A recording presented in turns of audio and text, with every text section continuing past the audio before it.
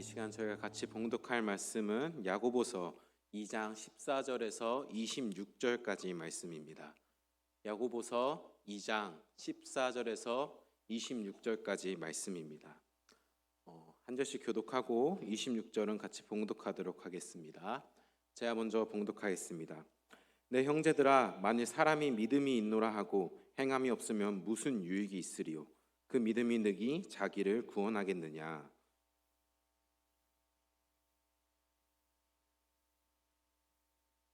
너희 중에 누구든지 그에게 이르되 평안히 가라, 덥게 하라, 배부르게 하라 하며 그 몸에 쓸 것을 주지 아니하면 무슨 유익이 있으리요?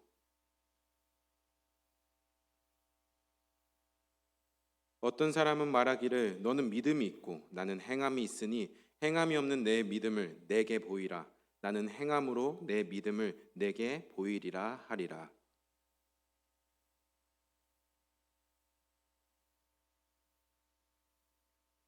아, 허탄한 사람아, 행함이 없는 믿음이 헛것인 줄을 알고자 하느냐?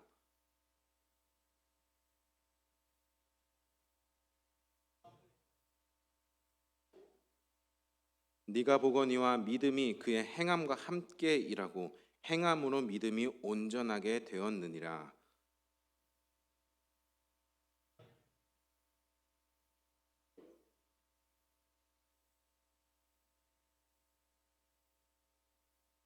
이로 보건대 사람이 행함으로 의롭다 하심을 받고 믿음으로만은 아니니라.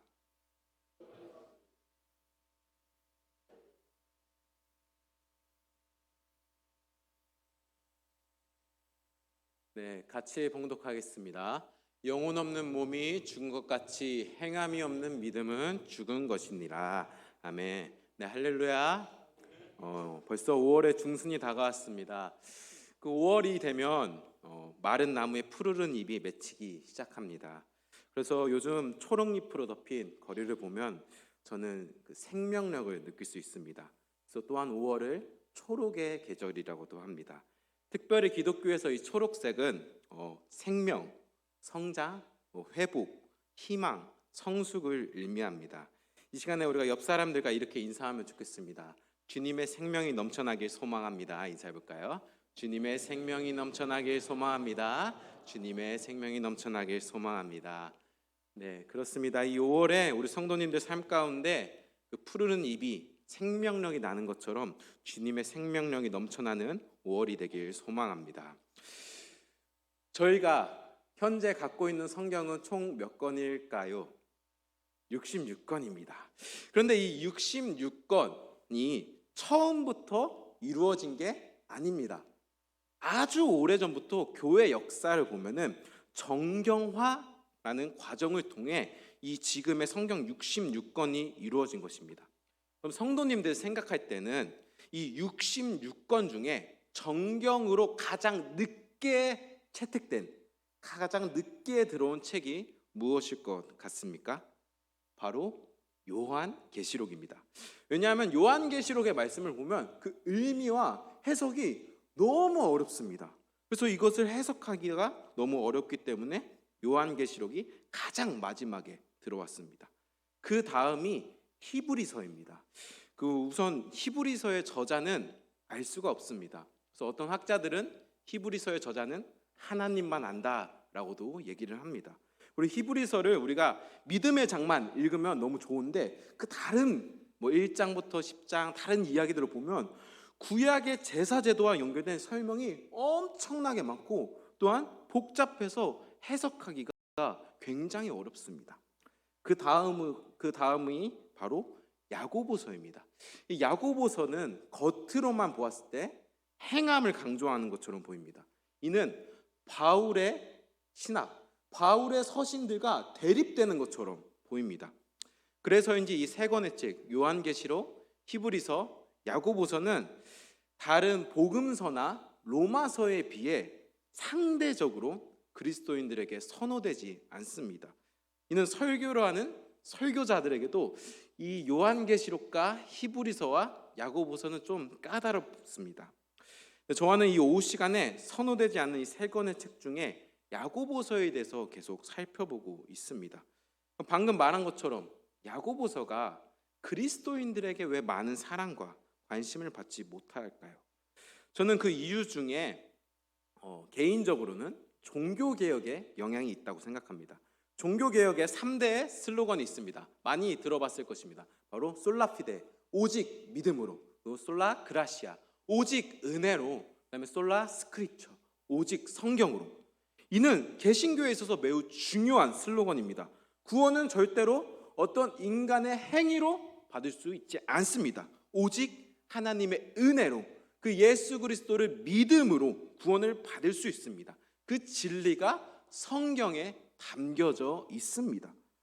그래서인지 종교개혁자 마틴 루터는 믿음보다 행함을 강조하는 것처럼 보이는 야고보서를 저번에 얘기한 것처럼 지푸라기 서신이라고 혹평을 했습니다.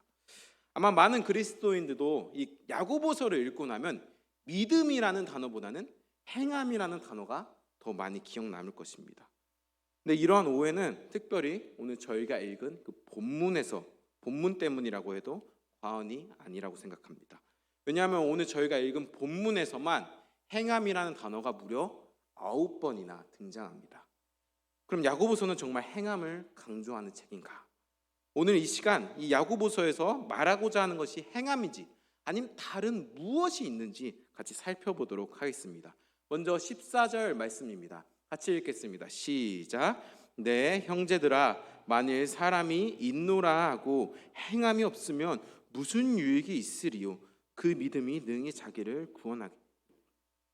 야고보는 먼저 형제들아 하면서 형제들을 부릅니다. 여기서 형제들은 단순히 지인이나 혈육을 말하는 것이 아닌 함께 신앙생활을 하고 있는 교회 성도들에게 말하는 것입니다. 그리고 야고보는 어떤 사람을 예로 들며 말하는데 그 사람 또한 교회 공동체 안에 있는 성도로 보입니다. 왜냐하면 그 사람은 이렇게 말합니다. 나는 믿음이 있노라, 이렇게 얘기하는 거죠. 그런데 야고보는 그 사람에게 한 가지가 없다고 하는데 바로 행함이 없다고 합니다. 이렇게 야고보는 믿음은 있다고 말만 하지만 행함이 없는 그 사람을 예로 들어 교회 성도들에게 물어보는 것은, 여러분, 이 사람의 믿음, 그게 무슨 유익이 있을까요? 그 믿음이 능히 자기를 구원하겠습니까? 지금 야고보는 몰라서 질문하는 것이 아니라 이 질문을 통해 자신의 주장을 강조하기 위해서 질문하는 것입니다. 그럼 야고보의 주장이 무엇이냐? 행함이 없는 믿음은 유익이 없다는 것이에요. 더 나아가 그 믿음은 자기를 구원할 수가 없다는 것이에요. 그래서 이 야고보가 하는 질문에는 답이 정해져 있습니다. 그것은 바로 유익이 없다. 자기를 구원할 수 없다. 그렇다면 야고보는 왜 행함이 없는 믿음이 유익이 없다고 하는 걸까요? 행함이 없는 믿음이 왜 자기를 구원하지 못한다고 이렇게 처음부터 딱 얘기하는 걸까요? 이에 대한 예를 야고보가 드는데 바로 15절에서 16절 말씀입니다. 만일 형제나 자매가 헐벗고 일용할 양식이 없는데 너희 중에 누구든지 그에게 이르되 평안히 가라, 덥게 하라, 배부르게 하라 하며 그 몸에 쓸 것을 주지 아니하면 무슨 유익이 있으리요? 여기서도 만일이라는 단어를 통해 가정의 상황을 펼칩니다. 그리고 그 가정의 상황에 형제 자매가 등장하는데 여기 있는 형제 자매도 교회 성도를 얘기합니다. 지금 상황은 다음과 같습니다. 형제 자매, 교회 성도들 중에 헐벗고 일용한 양식이 없는 자가 있다고 합니다. 이는 가난으로 어려움에 빠진 상태를 말하죠. 그 어려움에 빠진 성도들에게 같은 교회 성도들이 이렇게 얘기합니다. 평안히 가라, 덥게 하라, 배부르게 하라. 이 말은 평안을 빌며 따뜻하게 입고 잘 먹으라는 것으로 말 자체는 매우 따뜻하고 친절한 말입니다. 근데 야고보는 이 따뜻한 말만 하는 것은 아무런 유익이 없다고 합니다. 아무런 효과가 없다고 합니다. 한번 이와 비슷한 이야기가 있는데 한번 우리가 생각해 보면 좋겠습니다. 어느 시골 마을에 한 어르신이 계셨다고 합니다. 그 어르신은 항상 교회 앞자리에 앉아서 예배를 드리고 기도 시간에 눈물을 흘리며 기도하고 성경책에는 형광펜과 메모가 막 가득했습니다. 근데 마을 사람들은 그 어르신을 보며 의아했습니다. 아니, 저분이 교회에서는 저렇게 경건한데 왜 평소에는 그렇게 남 이야기를 쉽게 하고 동네 일에는 관심조차 없을까? 한 번은 이 마을에 큰 비가 내렸다고 합니다. 근데 그 큰 비로 인해 한 가정에 한 집이 물에 잠기게 되었습니다. 그래서 마을 사람들이 막 다 같이 나와서 이 집을, 물에 빠진 집을 도와주기 위해 막 나왔는데, 근데 그 어르신은 하나님이 아시겠지 라며 그저 집 안에 앉아 기도를 하고 있습니다. 그냥 기도만 하고 있는 거죠. 성도님들께서 이 이야기를 들었을 때 이 어르신이 마을에게 유익을 준 것처럼 보입니까? 저희가 오해하지 말아야 될 것은 기도, 축복하는 말이 아무런 의미가 없다는 것이 아닙니다. 그런데 입술만 움직이고 몸은 움직이지 않는다면 그것은 아무런 유익이 없다는 것입니다. 오늘 본문에서도 야고보가 말하는 행함이 없는 믿음이 그런 것입니다. 믿음은 있다고 말만 하지만 행함이 없는 믿음, 그 믿음은 아무런 유익이 없습니다. 또한 여기서 저희가 눈여겨야 할 한 가지가 있는데, 야고보가 계속 이렇게 합니다. 만일 가정의 상황을 계속 펼치고 있습니다. 실제 상황을 그대로 묘사하는 것이 아닌 만일이라는 단어를 통해 묘사하고 있는 것이죠. 그럼 야고보는 왜 계속 실제 상황이 아닌 만일이라는 단어를 사용하냐는 것이죠. 아무 생각 없이 예를 든 것일까요? 그렇지 않습니다. 말로만 믿음이 있다고 하지만 행함이 없는 사람들, 가난하고 어려운 자를 보며 축복과 위로의 말은 하지만 도움의 손길을 주지 않는 사람들, 그 사람들이 당시 교회 공동체 안에 만연했기 때문입니다. 그래서 야고보는 그 만연한 현실을 가리켜 만일 이렇게 상황을 펼치는 것이죠. 이런 믿음에 대해서 야고보는 이런 결론을 내립니다. 야고보서 2장 17절입니다. 이와 같이 행함이 없는 믿음은 그 자체가 죽은 것이라. 야고보가 정말 굉장히 세게 말합니다. 행함이 없는 믿음이 죽게 될 것이다 라고도 하는 것이 아니 그냥 그 자체가 죽은 것이다. 그 자체가 그냥 살아있지도 않고 조금도 꿈틀거리지 않고 죽은 것이다 라고 얘기합니다. 시체가 죽으면 가만히 있는 것처럼 말만 하고 가만히 있는 믿음은 그 자체가 죽은 것이라죠. 우리가 여기서 잘 짚고 넘어가야 될 부분이 있습니다. 야고보는 지금 행위를 지적하는 게 아닙니다.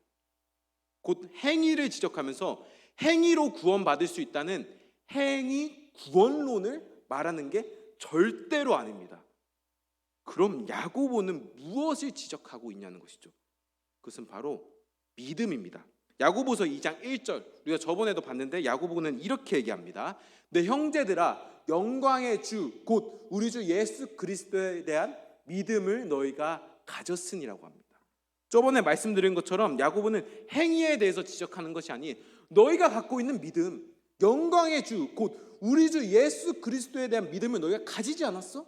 라면서 믿음에 대해서 지적합니다. 오늘 본문에서도 마찬가지로 야고보는 행위를 지적하는 것이나 너 행동 왜 그래?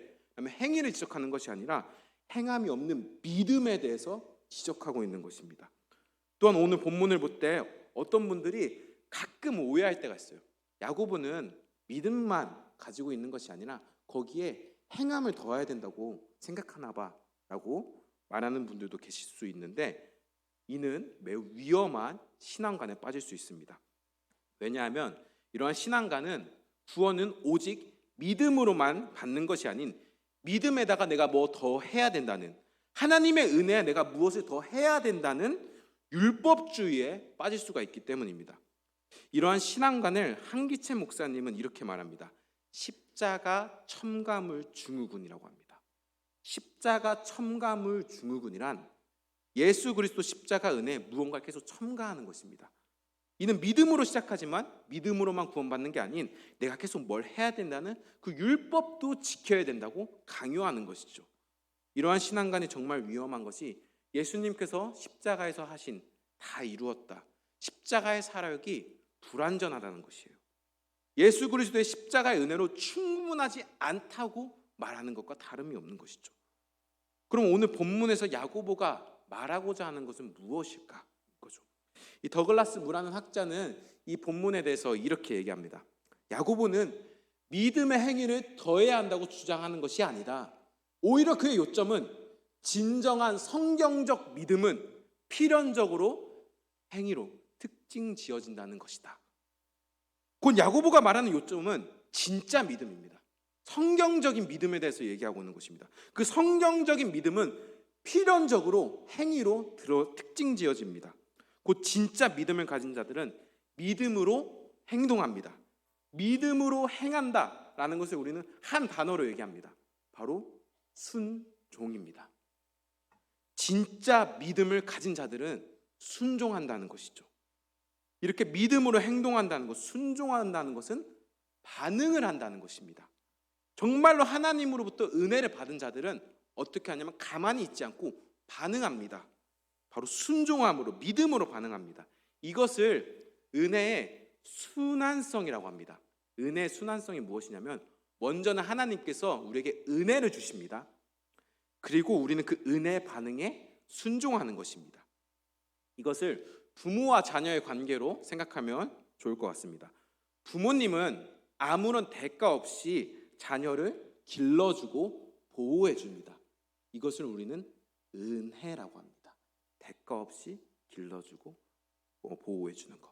그 자녀가 나중에 장성하고 부모님께 받은 은혜에 감사해 부모님께 효도를 합니다. 맛있는 식사를 대접할 수도 있고 좋은 선물을 드릴 수도 있죠. 곧 자녀는 부모님께 받은 은혜를 기억하며 부모님께 효도를 한 것입니다. 성도님들 한번 생각해 봅시다. 부모님의 은혜를 은혜되게 하는 방법이 은혜를 기억하고 효도를 베푸는 것입니까? 아니면 부모님의 은혜에 아무런 반응을 보이지 않는 것입니까? 당연히 전자죠. 부모님의 은혜를 기억하고 부모님께 효도하는 것이 오히려 부모님의 은혜를 더 은혜되게 한다는 것입니다. 결코 여기서 자녀는 부모님께 효도하는 행위를 자랑할 수 없습니다. 왜냐하면 자녀가 부모님께 효도의 행위를 할 수 있는 것은 먼저는 부모님이 나에게 은혜를 베풀어 주셨기 때문입니다. 이렇게 부모님이 먼저 자녀에게 은혜를 베풀고 자녀는 그 은혜에 반응해 순종하는 것이 은혜의 순환성입니다. 순환성. 이처럼 하나님께서 먼저 우리들에게 은혜를 베풀어 주셨고 우리는 그 은혜에 반응해야 됩니다. 믿음으로, 순종함으로. 이렇게 우리가 믿음과 순종의 행위로 반응했을지라도 우리들은 자랑할 수가 없습니다. 하나님께서 처음부터 자격 없는 우리들에게 은혜를 베풀어 주셨기 때문입니다. 오늘 본문에서도 야고보가 말하는 것이 이것입니다. 진짜 믿음, 성경적인 믿음은 행함으로 반응한다는 것이죠. 이어서 야고보는 18절에 이렇게 얘기합니다. 어떤 사람은 말하기를 너는 믿음이 있고 나는 행함이 있으니 행함이 없는 내 믿음을 내게 보이라. 나는 행함으로 내 믿음을 내게 보이리라 하리라. 이 구절이 사실 신약 성경 중에서 해석하기 가장 어려운, 거의 너무 어려운 구절 중에 하나인데 그냥 저는 여기서 구절을 이 어떤 사람을 14절에서 믿음으로 믿음만 있다고 말만 하는 사람과 반대되는 입장의 사람으로 보겠습니다. 그리고 18절은 그 사람이 다 하는 말로 보는데 이렇게 보면 18절에서 등장한 그 어떤 사람은 야고보와 같은 입장입니다. 그리고 18절에서 등장하는 사람은 이렇게 얘기하는 것이죠. 행함이 없는 네 믿음을 내게 보이리라. 나는 행함으로 내 믿음을 내게 보이리라 라고 합니다. 이어서 야고보는 이 의견을 좀 확장해서 19절에 이렇게 말합니다. 먼저는 이렇게 얘기하죠. 네가 하나님은 한 분인 줄 믿느냐? 이는 하나님을 둘로 나눌 수 없는 것처럼 믿음과 행함도 둘로 나눌 수 없다는 것을 내포하고 있습니다. 또한 성삼위일체 하나님, 성부 하나님과 성자 예수님이 한 분이란 것도 고백이 담겨져 있죠. 그리고 뒤에선 이렇게 나와 있습니다. 잘하는도다 귀신들도 믿고 떠드니라. 복음서를 보면은 예수님과 귀신이 만나는 장면이 나옵니다. 그때 귀신이 예수님을 보며 이렇게 말하죠. 당신은 하나님의 아들입니다. 당신은 하나님의 거룩한 자입니다. 라며 고백을 합니다. 이는 귀신도 예수님이 하나님의 아들이며 하나님과 같은 분이라는 것을 알고 믿는다는 것입니다. 그리고 그 사실을 입술로도 고백합니다. 또한 귀신은 예수님을 보며 막 떱니다. 예수님의 두려워하는 반응도 보인다는 것이죠. 이렇게 귀신도 예수님을 보면서 하나님의 아들이라고, 하나님의 거룩한 자라는 걸 믿고 고백하고 두려움으로 반응합니다. 그런데 야고보는 이런 귀신의 고백과 반응이 마치 14절에서 말했던 행함이 없는 믿음을 가진 자의 모습과 별로 다를 것이 없다고 얘기합니다. 그래서 야고보는 20절에 이렇게 한탄하면서 얘기합니다. 아, 허탄한 사람아, 행함이 없는 믿음이 헛것인 줄을 알고자 하느냐. 여기서 허탄한 사람에 사용된 헬라어가 케노스로, 이는 공허한, 허무맹랑한, 성과 없는, 유익이 없는 어리석은 상대를 가리킬 때 쓰는 표현입니다. 지금 누구에게 허탄한 사람아 라고 하는 것이죠? 행함이 없는 믿음을 가진 자. 말로는 내가 믿음이 있다고 하지만 행함이 없는 사람에게 야고보는 얘기합니다. 아, 허탄한 사람아. 그리고 야고보는 한 가지 더 강력한 질문을 마지막에 하죠. 행함이 없는 믿음이 헛것인 줄 알고자 하느냐.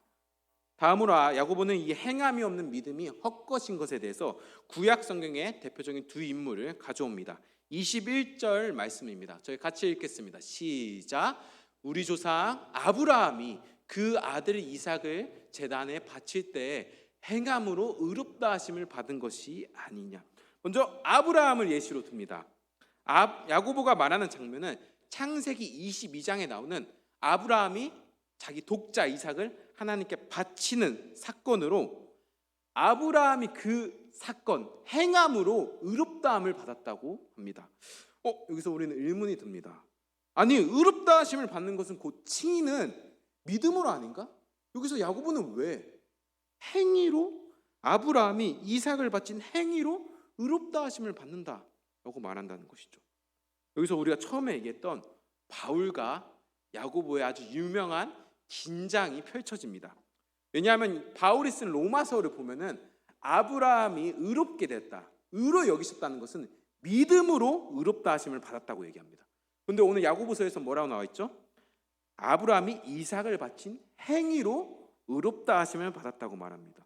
자, 이렇게 비교하면 야고보와 바울이 서로 다른 의견을 가지고 있는 것처럼 보입니다. 둘의 의견이 충돌하고 대립하는 것처럼 보입니다. 그럼 정말로 바울과 야고보의 의견이 충돌하는 걸까요? 이를 알기 위해서는 우리가 의롭다라는 단어에 대해서 좀 정리할 필요가 있습니다. 크게 네 가지의 넓은 의미로 볼 수 있습니다. 첫 번째는 신학적인 영역입니다. 하나님에 대해서 얘기할 때 우리가 많이 얘기하죠. 하나님은 의로우십니다. 하나님에 대해서 설명할 때 의롭다, 신학적인 영역이 있고, 두 번째는 기독론적 영역입니다. 기독론적이란 건 예수님에 대한 얘기를 말합니다. 예수님의 인격과 사역을 정의할 때 의롭다라고 사용하는 거죠. 세 번째는 구원론적 영역입니다. 이는 구원의 방법과 결과를 설명하는 것으로 법적인 용어로 법정에서 죄인을 의인으로 의인으로 칭할 때 사용되는 것을 의미합니다.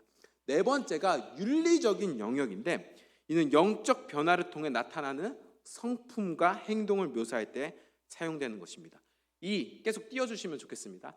우리는 흔히 의롭다라는 단어를 생각할 때 3번의 의미를 많이 생각합니다.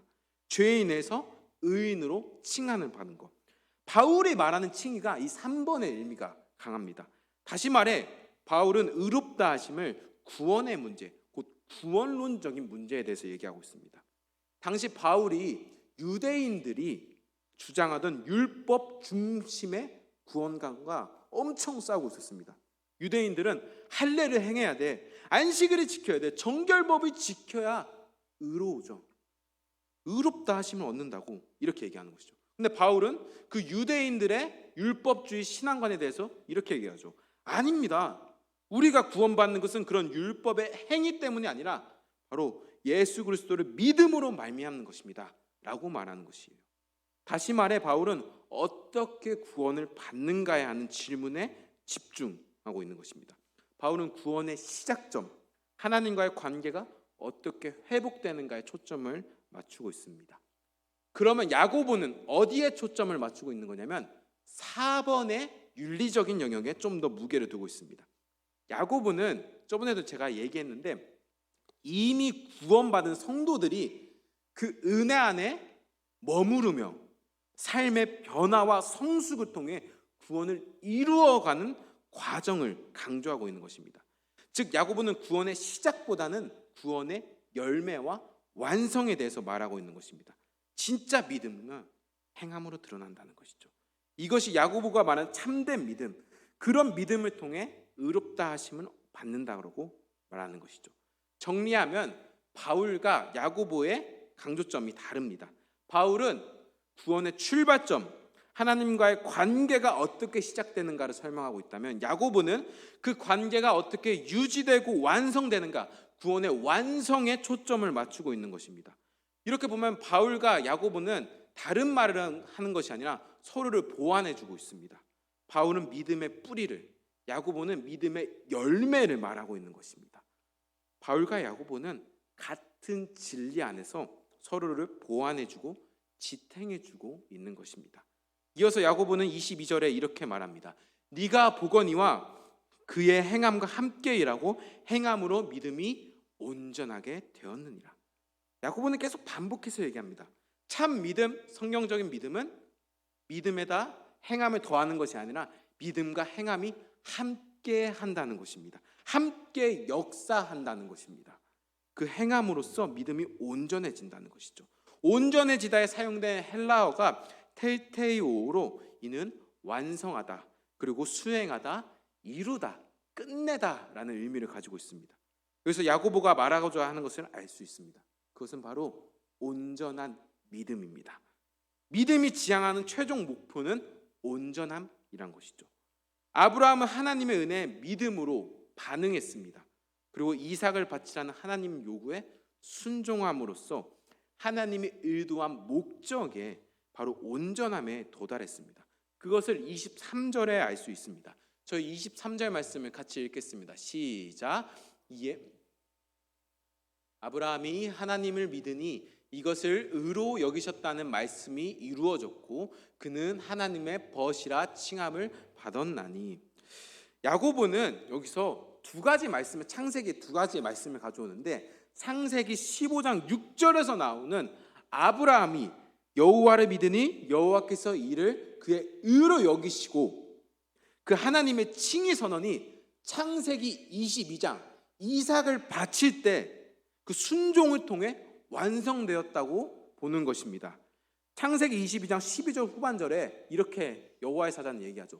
네가 네 아들 내 독자까지도 내게 아끼지 아니하였으니 내가 이제야 네가 하나님을 경외하는 줄을 아노라 라고 합니다.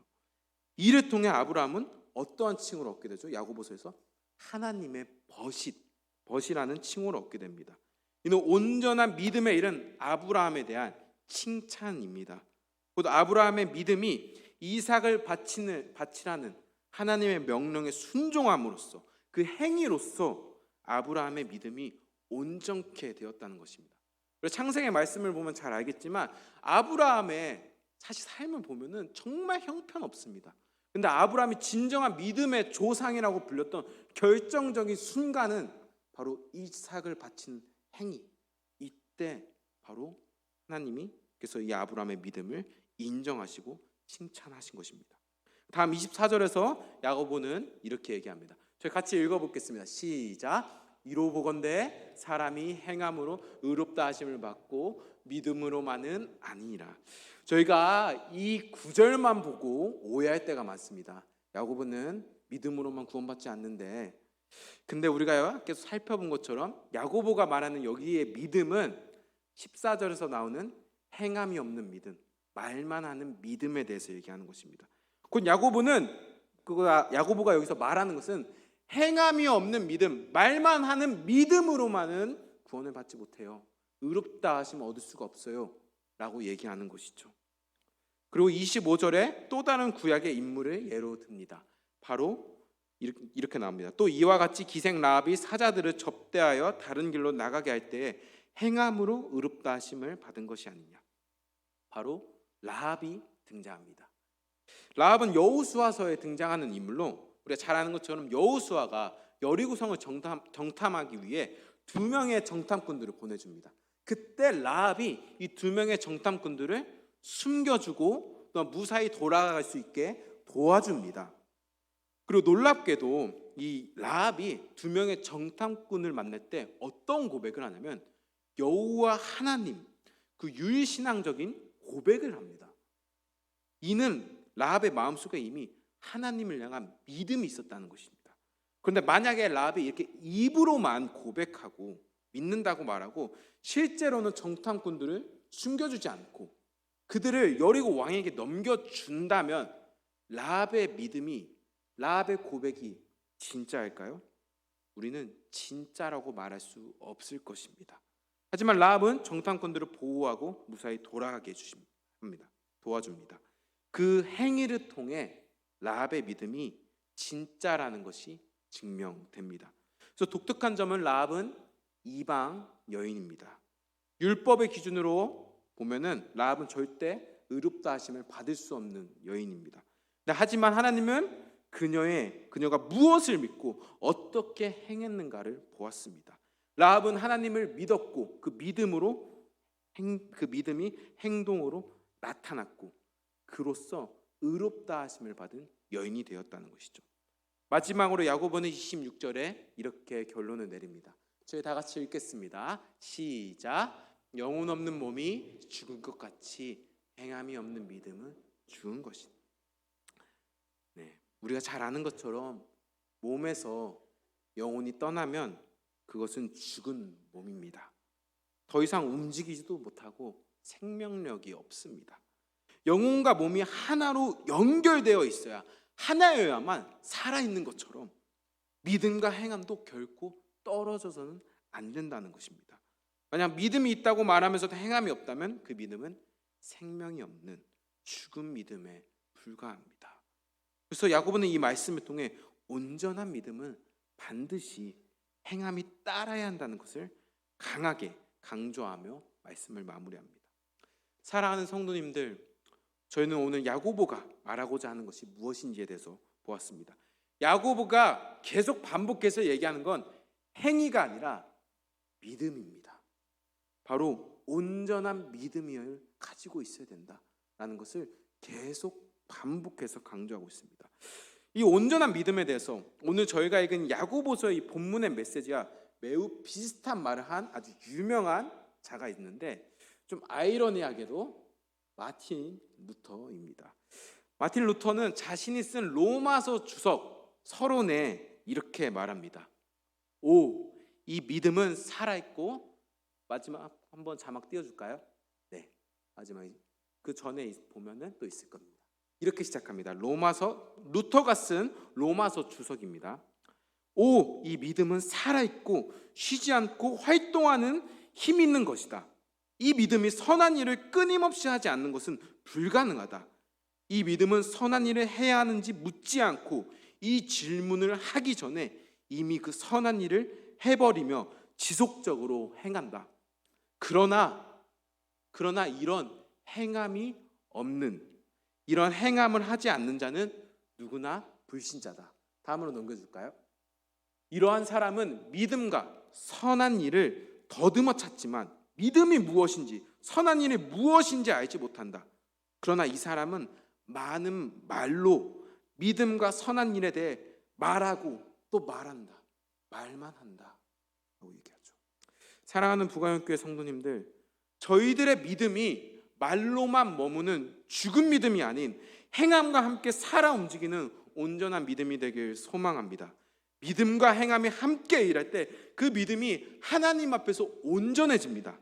아브라함이 이삭을 바침으로써 하나님의 의롭다 하심을 받은 것처럼, 라합이 두 명의 정탐꾼을 숨겨줌으로써 하나님께 의롭다 하심을 받은 것처럼 우리 부가영교회 성도님들도 하나님의 말씀에 순종함으로써, 믿음으로 행동함으로써 하나님께 의롭다 하심을 받는 자가 되길 소망합니다.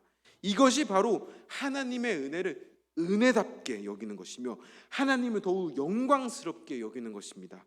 이 자리에 계신 우리 부가영교회 성도님들께서 이미 구원받은 성도들로서 그 은혜 안에 머무르며 온전한 믿음으로 삶의 변화와 성숙을 통해 구원의 열매를 이루어가는 온전한 믿음을 소유한 자가 되길 소망합니다. 제가 기도하겠습니다. 사랑이 많으신 아버지 하나님, 오늘 저희는 이 야고보서 말씀을 통해 온전한 믿음이 무엇인지, 진짜 믿음이 무엇인지에 대해서 보았습니다. 주님, 혹시 우리들의 모습이 말만 하고 있지 않은지 돌아봅니다. 주님, 우리가 말만 하는 그런 믿음이 아니라 말과 함께 행함이 따르는 온전한 믿음으로써 하나님의 말씀에 순종하며 나아갈 수 있는 우리 부가영교회 성도님들이 될 수 있도록 하나님께서 인도하여 주시옵소서. 우리들의 믿음이 죽은 믿음이 아닌 생명력을 가진 온전한 믿음이 되길 소망하니 우리들에게 믿음과 또한 순종의 담대함을 더 허락하여 주시옵소서. 하나님의 은혜를 은혜답게 하나님의 영광을 더 올려드리는 우리 부가영교회 성도님들의 삶의 모습이 되어질 수 있도록 주님께서 영광 받아 주시옵소서. 지금도 살아계신 우리 주 예수 그리스도의 이름으로 기도합니다. 아멘.